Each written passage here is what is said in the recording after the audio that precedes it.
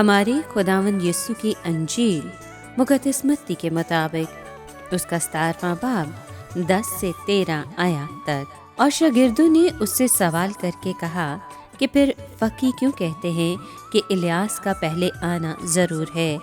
اس نے جواب میں کہا کہ الیاس البتہ آئے گا اور سب کچھ بحال کرے گا، مگر میں تم سے کہتا ہوں کہ الیاس تو آ چکا، لیکن انہوں نے اس کو نہیں پہچانا، بلکہ جو چاہا اس کے ساتھ کیا۔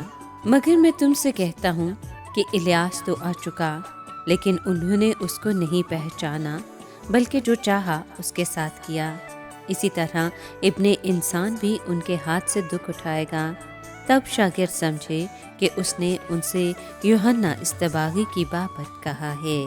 پاک کلام کے پڑھے اور سنے جانے پر خداوند کی برکت ہو، خدا کا شکر ہو۔ عزیز دوستو، شاگردوں نے ابھی خداوند کے قدرت اور جلال میں آنے کی پیش کی جھلک دیکھی تھی، لیکن اس کا پیش رو تاحال ظاہر نہیں ہوا تھا۔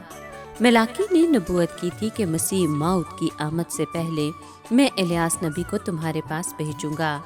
چنانچہ شاگردوں نے یسوع سے اس بارے میں پوچھا۔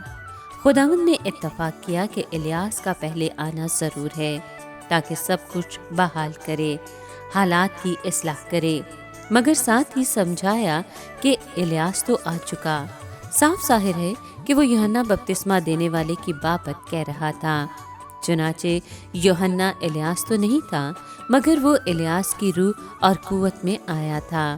اگر بنی اسرائیل یوحنا اور اس کے پیغام کو قبول کر لیتے تو وہ اس کردار کو پورا کرتا جس کی پیشن گوئی الیاس کے حق میں کی گئی تھی۔